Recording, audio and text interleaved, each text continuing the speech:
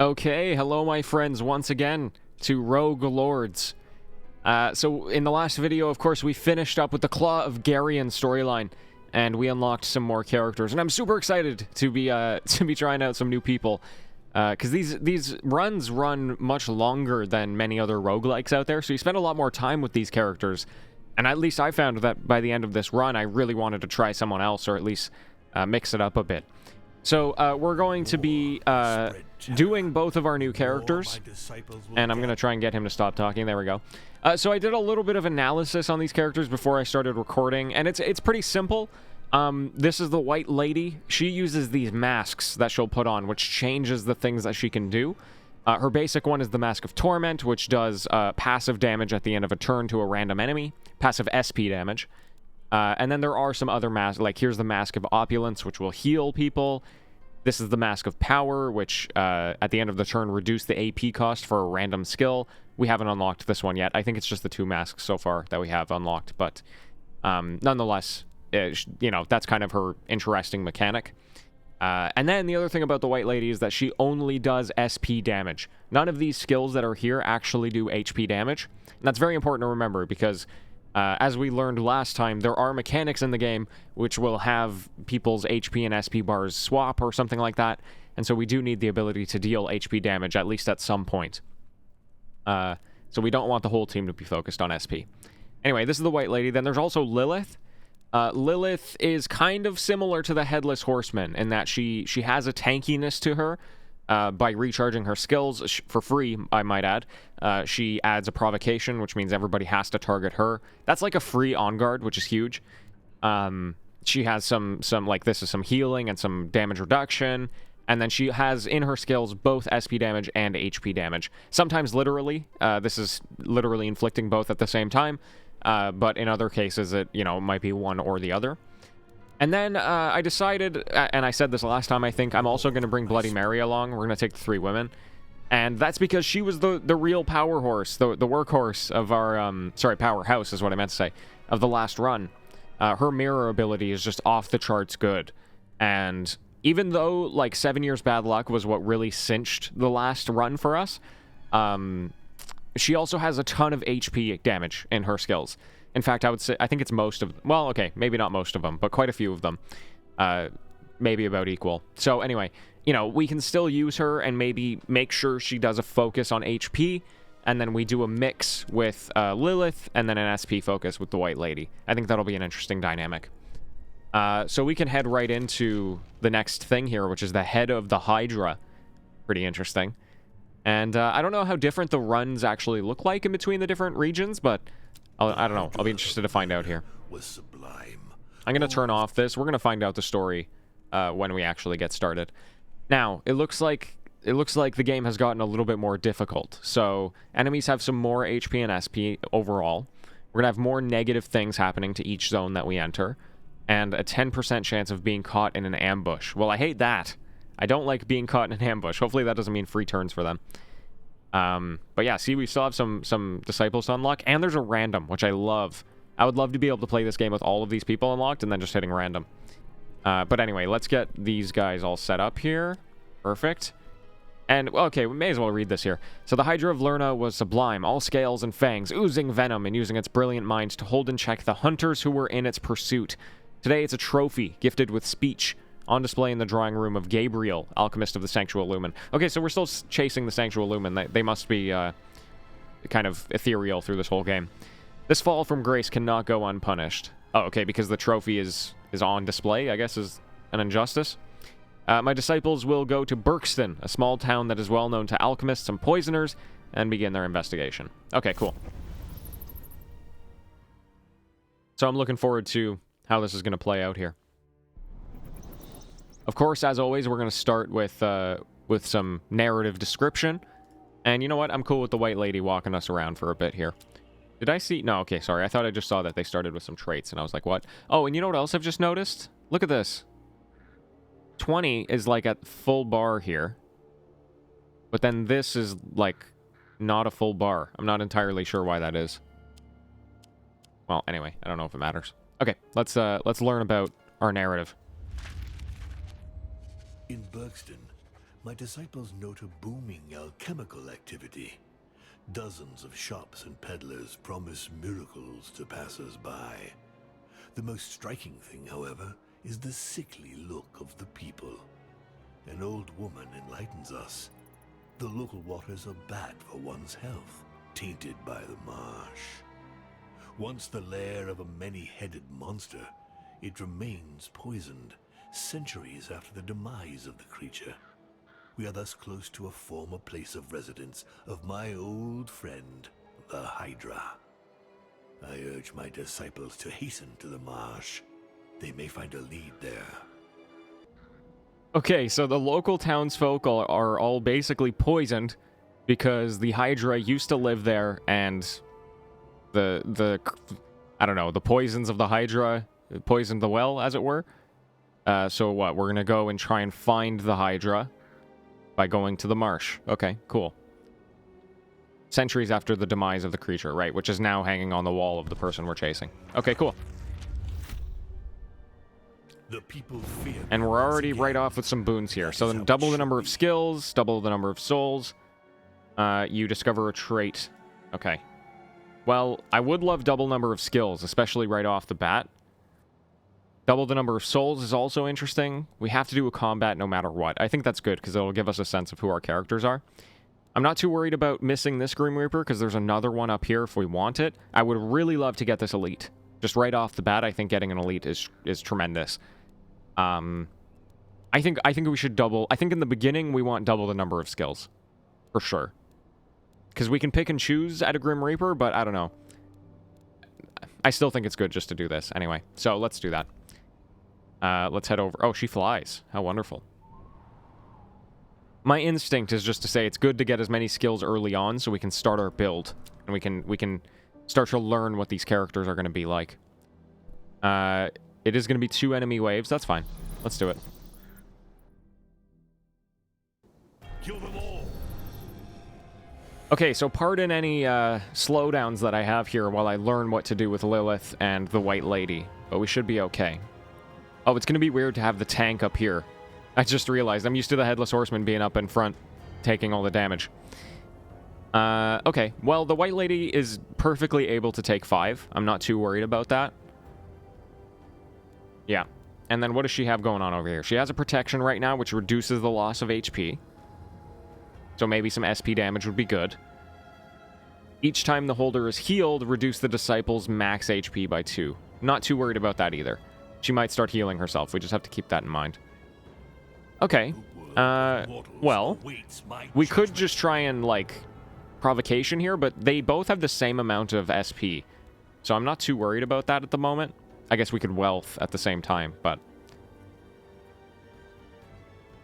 Okay, Gust of Wind seems interesting. It has to be the last skill, and it's 1 AP.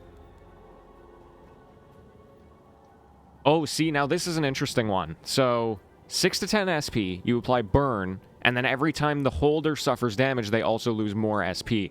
So you would want this to be one of the first things that you put on, because then everybody else can deal damage, and you would get more SP damage on her.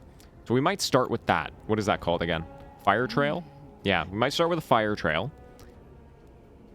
We know that Bloody Mary has this Cursed Mirror, which is great. But at least right off the top, it's not great for her HP damage. Maybe the Twist of Fate would be good in combination with the mirror. I have to get my hands dirty again.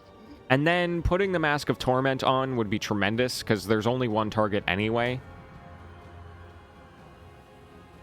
And an Exhaustion, actually, would be not that bad, at least...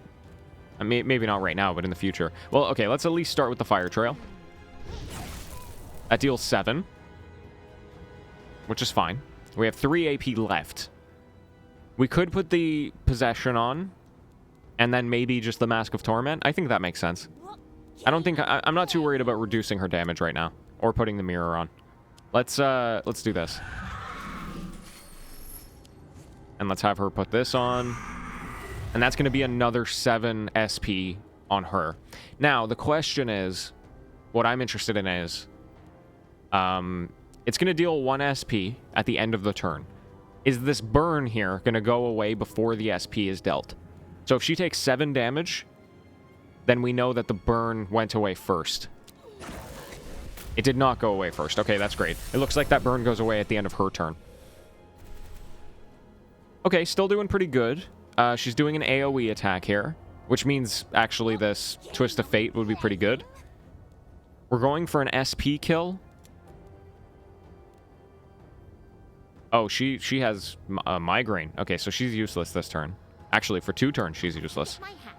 Besides maybe this Torment.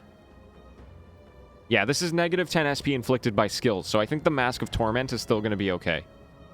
Which is actually pretty dope. That's really effective. Yeah, okay. You're useless except for the Twist of Fate. I think we definitely want to Gust of Wind at the end of the turn if we can afford to. Let's do this.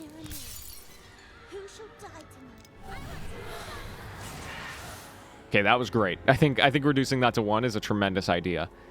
And then what do we have left? Not really much. Inflicting 0 SP does nothing for us besides waste a skill. It is good to remember that she can recharge for free, but it must be the first thing that you do. Oh, I see. Recharging her skills must be the first thing you do, but it forces all the damage to go to her. So she might not actually be tanky.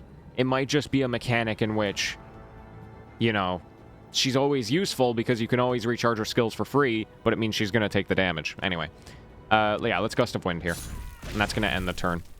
Probably for us? Yeah. Okay, so far so good. Can we kill her this turn? I think we can try. Not when you're doing nothing in terms of SP damage. That's for sure. You're doing 7 at the end of this turn, right? So 7... You'll need another 5 SP damage. We could probably get it with Gust of Wind. Let's do it. Or let's try to do it, I guess. Oh, I was 1 short. Let yourself go. That's okay. I'm not really that worried for the first combat. Now she's healing, but she should die before that happens. Let's do this. Great, and then... She's only going to go vulnerable. Oh, we can do this still.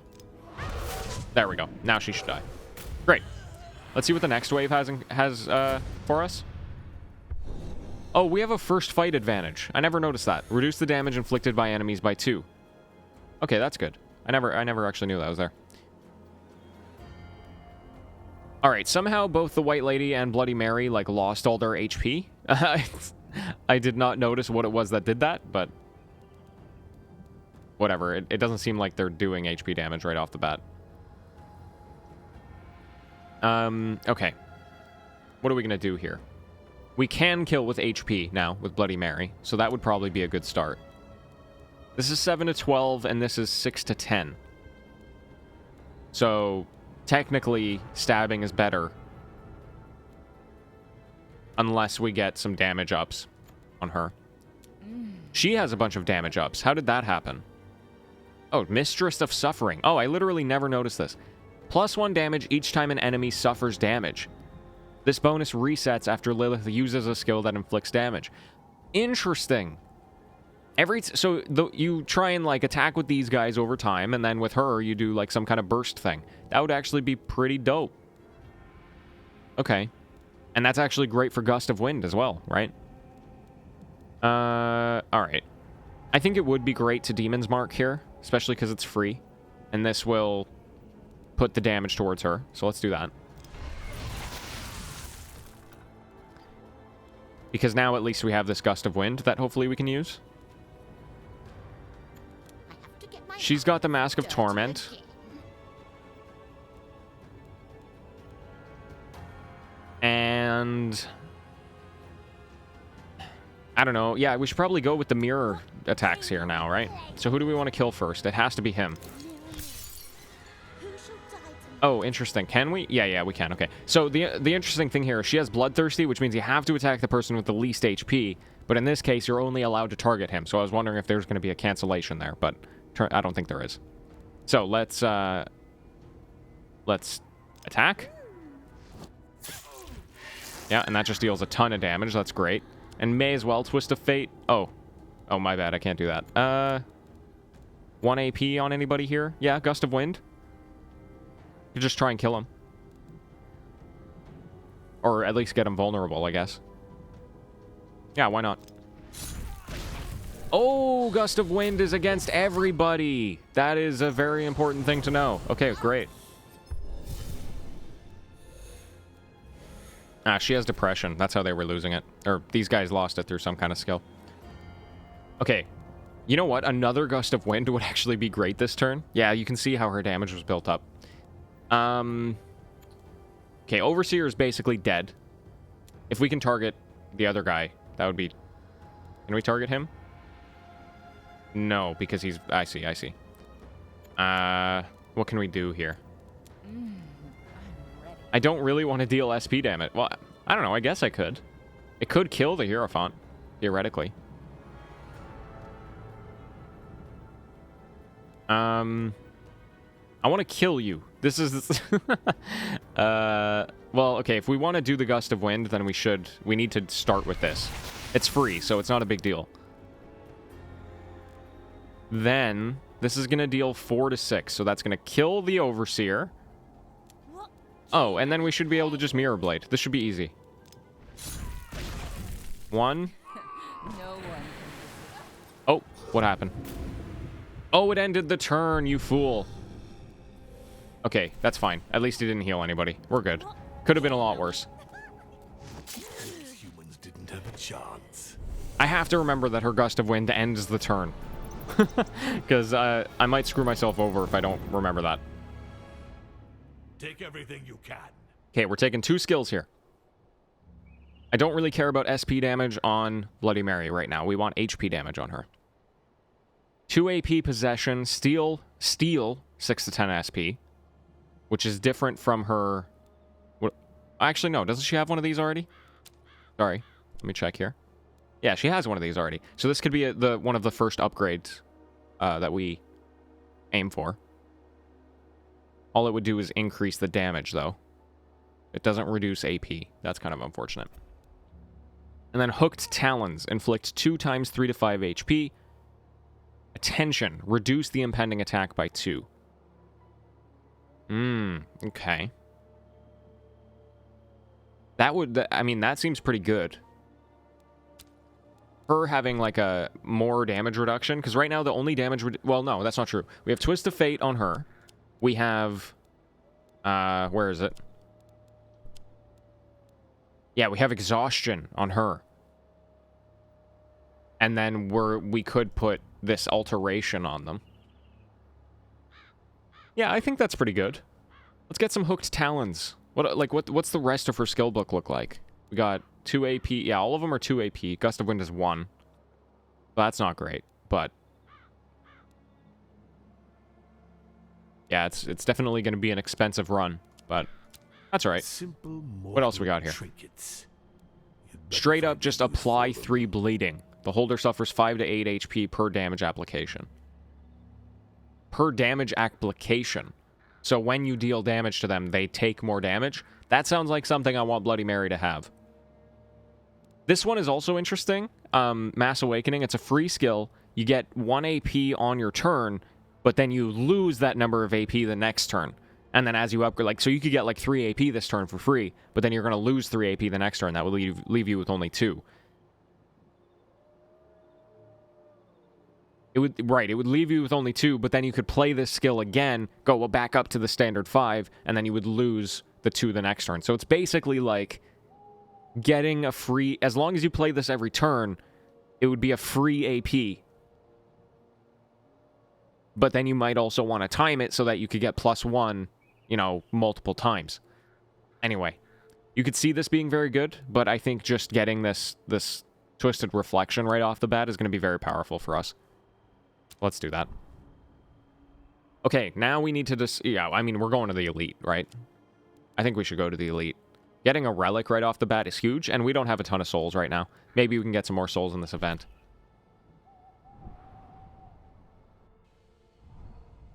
This forest is no optionals yet, that's fine.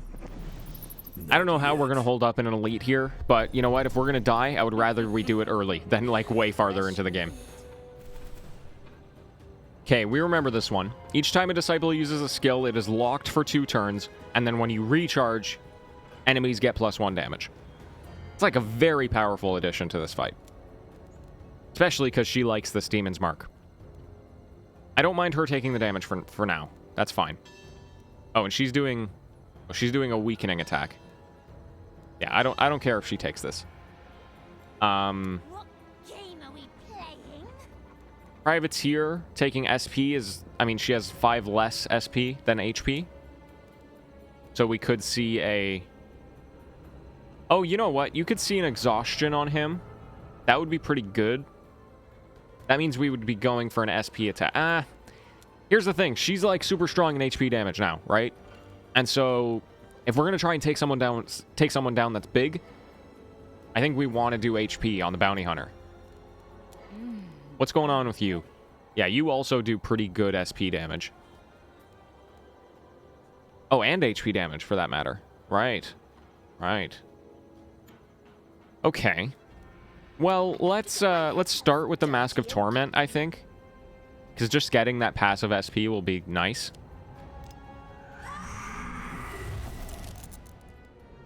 And it's locked, but that's totally fine. Because we don't need to put that mask back on. Mask back on. Yeah, that's what I meant to say. 6 to 10 SP. I don't know. A part of me just wants to start whacking with HP damage, to be honest. Because we can do her Fire Trail. And we can do her Possession. You know what? That's probably where we should start. Maybe on... who? The Privateer? Privateer is probably going to be more scary than the Diva. I'm imagining. Yeah, let's just try and kill here. Oh, right. Oh, no, this is to one enemy. Yeah, let's do this. She gets burned. That's why you want to start with that. And then... let's do 6 to 10. Or do we want to do another 1 AP skill along with this one? Could do a Twist of Fate reduction. That, yeah. That would bring him to 8 damage instead of 12. I think we should do that. Let's do 3 to 5 SP here. I think that was the right decision. And then this. Yeah. He took the passive SP. That kind of sucks. I wish it was on someone else. What did she just do? She just did some random... Oh, I think she just gave everyone a maneuver. Very interesting. Okay, we better take a look at this before we make our choices here. And they're doing a lot of damage. All right. First of all, everybody's got Fracture, which is increasing the amount of HP damage suffered. That mostly just applies to her right now, because she's getting hit real hard. Might be able to kill her this turn. She has Ignore Provocation and Stealth. She has Provocation, so she's able to ignore Provocation. Got it. What is she able to do? Transforms the HP losses suffered and inflicted into SP. And that doesn't really matter this turn. She has Provocation, which really sucks. Her getting all of this damage is not great. Okay, she has Provocation. That'll go away if we kill her. This converts HP to SP. This ignores Provocation. All right. I think we need to just start by trying to kill her, to be honest. So... I'm ready. Yeah, we could do a Gust of Wind at the end of this turn. Let's keep that in mind. Game are we playing? I have to get my hands Because if we can kill her with this, or if we can get her down to vulnerable with this, then we can do Gust of Wind. She'll be dead. Which is a good start. Then it's her I'm worried about. I think we just need to see what happens with this. Okay, that's really good. That's really good. Now, Gust of Wind would kill her, obviously. What else can we do? Like, we're going to have 2 AP left. We could just put up a mirror. Could just put up a mirror on the Diva, maybe.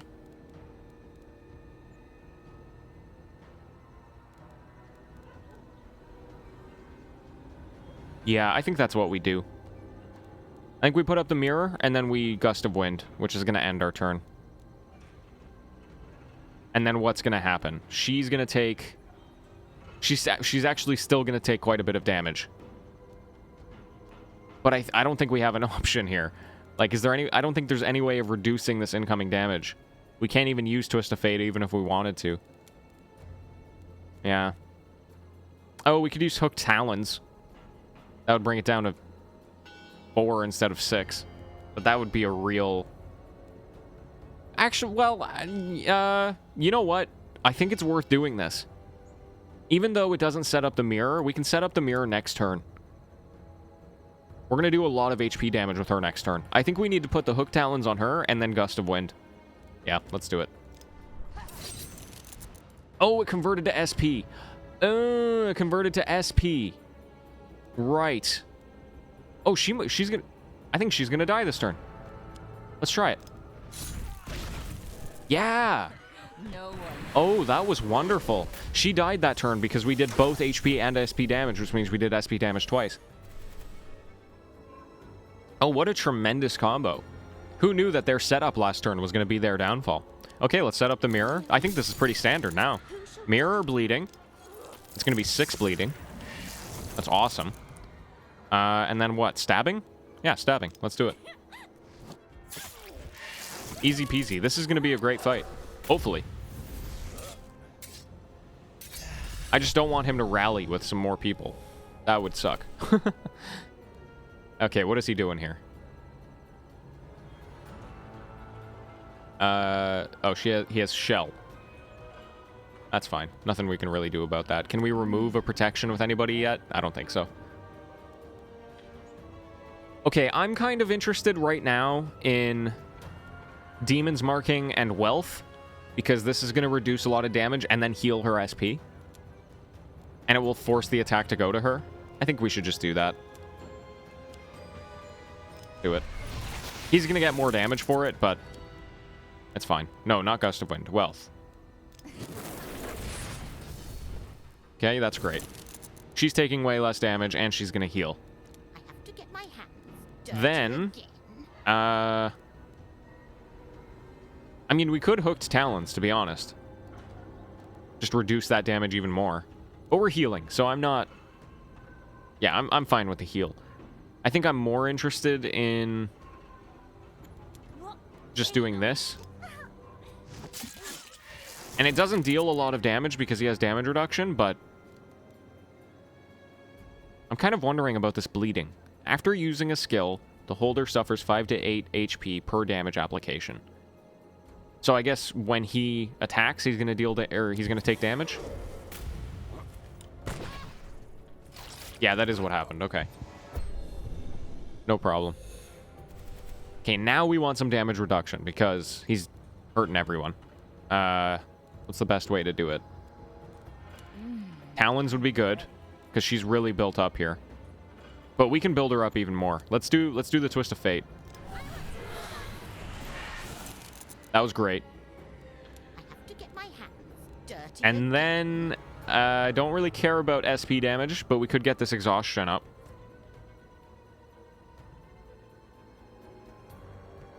I'm not even too worried about all the damage he's doing.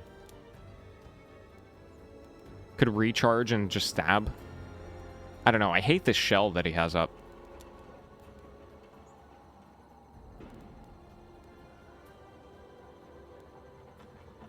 Yeah, let's charge up our skills and then exhaustion. Yeah. Damage reduction is totally fine. Okay, and we could do a Gust of Wind, but I think it's worth just building up her damage some more. There we go. The shell is gone. That's very important. Looks like he's just going to put it right back on, but this is our turn to really hurt him. So probably just another stabbing, right? Yeah, I think so. to get my hands dirty A mirror to recharge Who shall die tonight?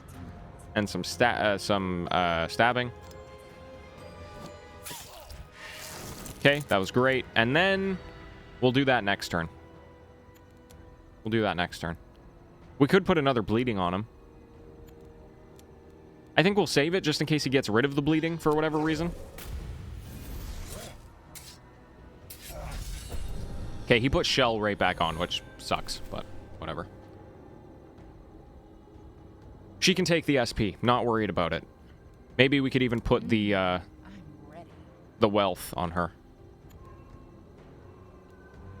How much damage is she doing? 22 to 24 times 2. So 44 to 48?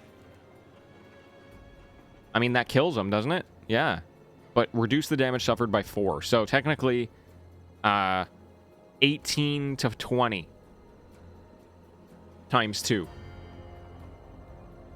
Which isn't a guaranteed kill. So we should wait until that shell is off, I think.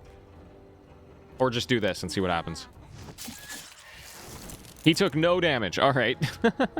I guess that makes sense now that I think about it. I don't need... Twist of Fate, I guess?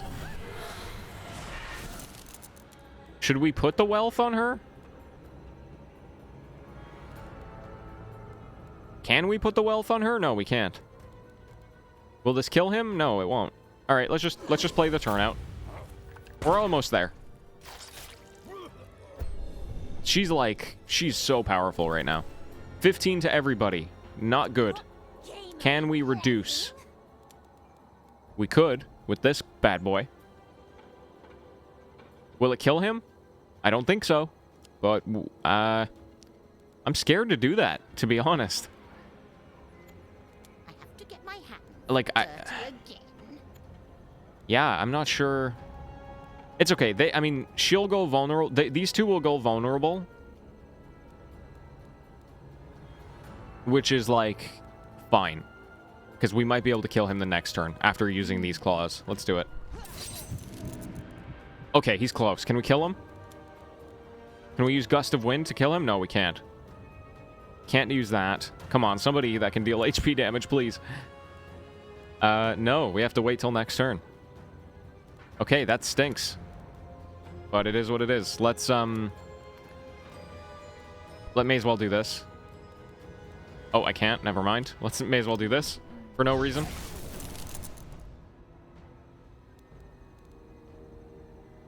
Oh, I think I just screwed up. That's all right. We can take the damage. We're fine.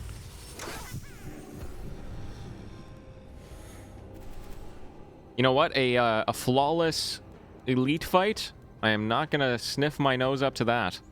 That's for sure. Let's kill him. Great. We got a relic for free. I'm very happy with that fight. We learned about our fighters. We know where their strengths are now. We can move forward from here. All right, let's learn. Relic was hidden in this rat hole. The corrupted talisman. When acquired, all your disciples earn +3 damage, and your max diabolical essence is set to... we would lose 20 diabolical essence? Yikes. I mean, it would be pretty good, no lie. Because you do acquire max essence over time, and we even had excess essence in the last run. An early corrupted talisman is way better than a late corrupted talisman. Because this isn't reduce it by 30, this is set it to 30. Plague Carrier. When an enemy dies, it applies its weaknesses and controls to the other enemies. This is also very good. Because we have a lot of, like we got Burn here. What else do we have? Statuses, right, it said? We have Bleeding. Transferring the Bleeding could be huge.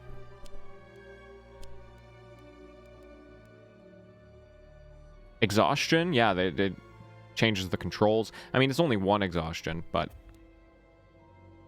Okay, and then at the beginning of each combat, earn +2 AP for the first turn. We had this last run. This is also very good.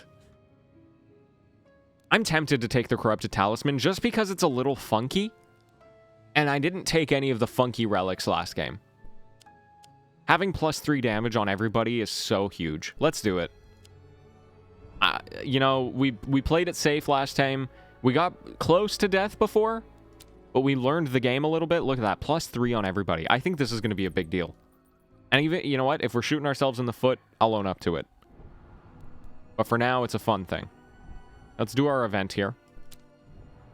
Temptation and Ruse. Okay, so we got 2 and 1, 2 and 3, 7 and 3. Hello. And she would get some physical damage. What would she get?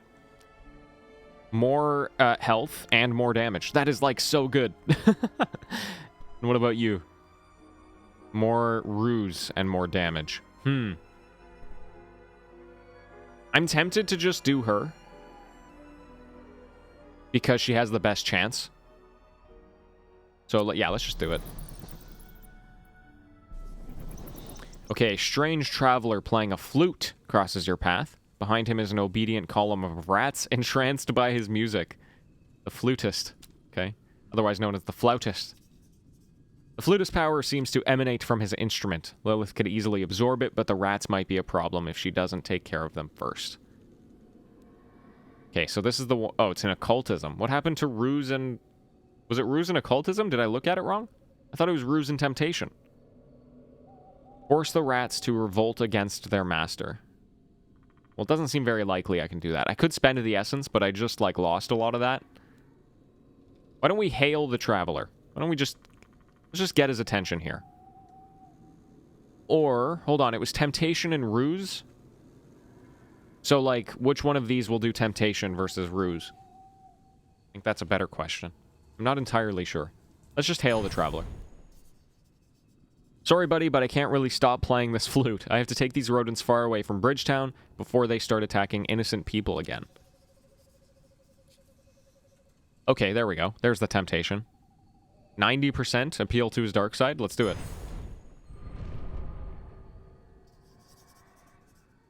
Oh, okay. He stops playing to drink in Lilith's words. A dark flame lights up in his eyes as Lilith describes the power he could wield if he served evil. You've now taken complete control of his weak spirit. What do you do with him? Send him to terrorize human villages with his rats. That is extremely entertaining. Or order him to invade your enemy's camps. That seems more practical. I mean, I think Lilith is more likely to terrorize people, right? I don't know. This is just more fun. I think we should just do this. They obediently set off on their new mission, but the tone of his music has changed. It now seems to announce impending doom. Wonderful. Oh, okay, that might actually make sense. So that choice of affecting the towns is going to give us terror effects. The other one probably would have given us advantages in combat. That makes sense. Anyway, Chosen Disciple will earn our second random trait when the event is over. Pretty good. Upon arrival in this zone, the devil receives 10 essence and max essence. We gotta go there, right? Like, we have to go there. We just lost a bunch of essence. Let's try and get it back. She got +1 occultism and max health points. Let's go. Isn't she getting more now? No, she's getting physical damage now. That was a great turnout. She got up to 31. That's very good. Now we need to get more HP on these guys, in general. She needs SP as well. That was her big downfall last run, was not having enough SP. Okay, we're off to a tremendous start here, I think. I think we need to go to the Grim Reaper here because we want to go to this fountain. We don't, like... The only reason we want to go to the fountain is because of the max essence, right? Whereas, like... Because we don't have any negative traits to reduce, or to get rid of, and we don't have to heal.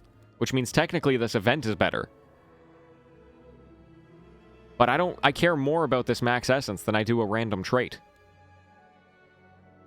The other thing we could do is teleport, right? I don't remember exactly how to do that. Here we go. So we could teleport to the combat over here. And that would be a better option than going to the Grim Reaper, I feel. Please stop.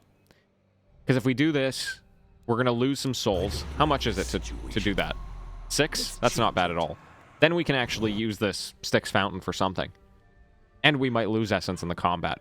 But at least in the combat, we'll get skills, right? Or souls. Yeah, let's do this. I think this is the best option here. Head over here. Oops. Where's the portal?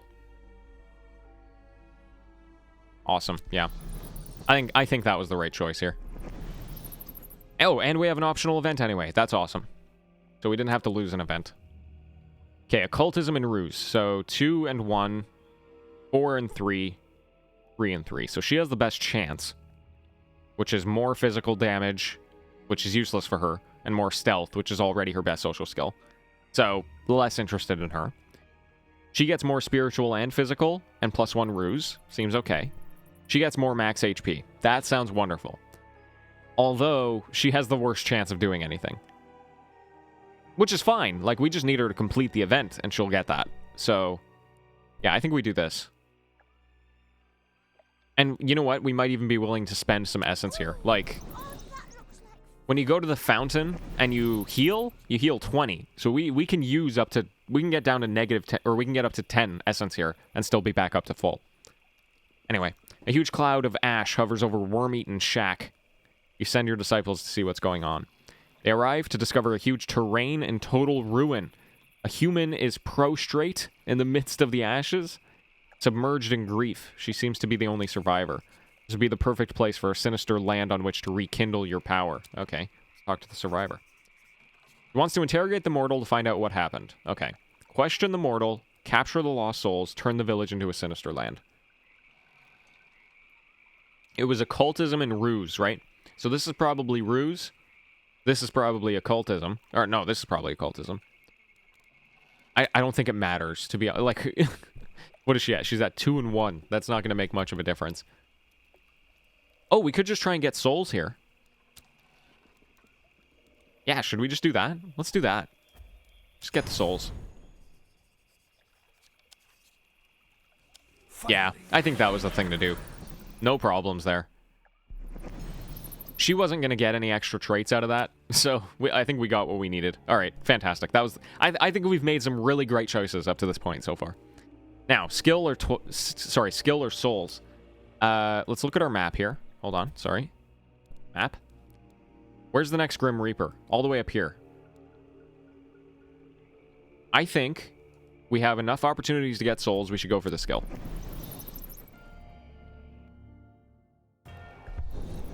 Don't be scared. I'm not going to eat you. Okay, we got 2 Hierophants. It's 1 wave. Nobody's dying this turn, but they're getting a little close. They have really low health. I think these are like a glass cannon type enemy. High damage, but low health. Can we kill... Like, what kind of AoE do we have? We have her AoE. 8 to 10 HP? That's close. If we can just deal some damage here, we'll be pretty close. Yeah, let's just start dealing damage, honestly. Let's go mirror on... him. 11 to 16 HP. That's so good. This is 14 to... Ah, see, now because of her permanent damage ups here, this is actually 14 to 18, which is better than stabbing. Let's do it. Look at that. Look at how easy that was. Gust of Wind, let's go. 1 turn KO. Couldn't have ended any. First turn KO, for that matter. Wonderful. I am pleased with these offerings. Take Hey, them. a second Twist of Fate is super enticing. I love Twist of Fate.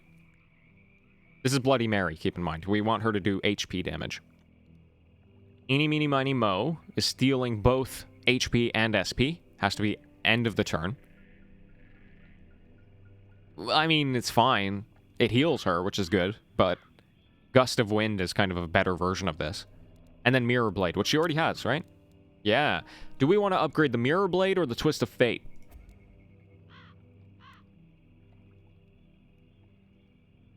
See, upgrading the Mirror Blade is just more damage. I mean, I guess that's a good thing, technically. I should definitely try and remember this Bloodthirsty. I'm going to screw myself over with that one.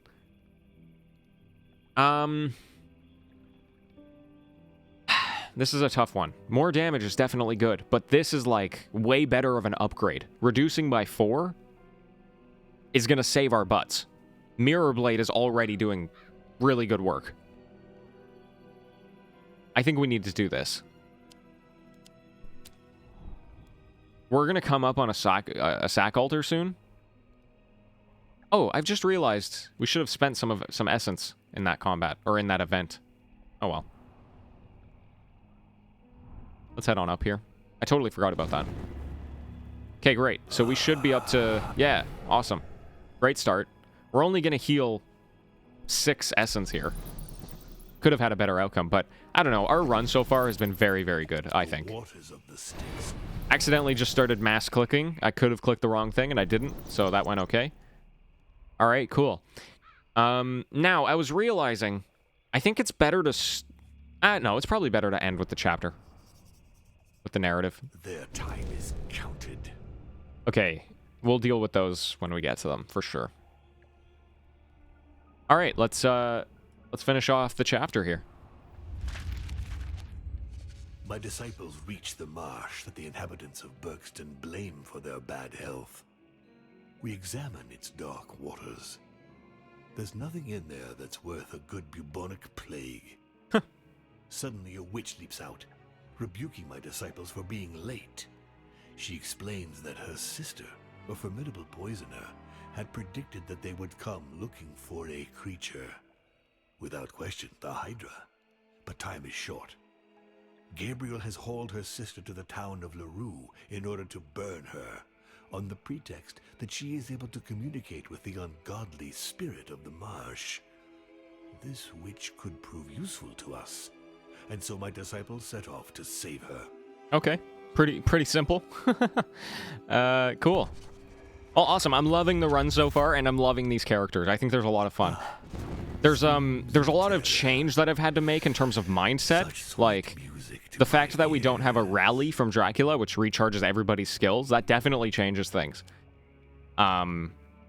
She's still kind of filling up that tank role with this provocation, which is awesome. I love that we have that.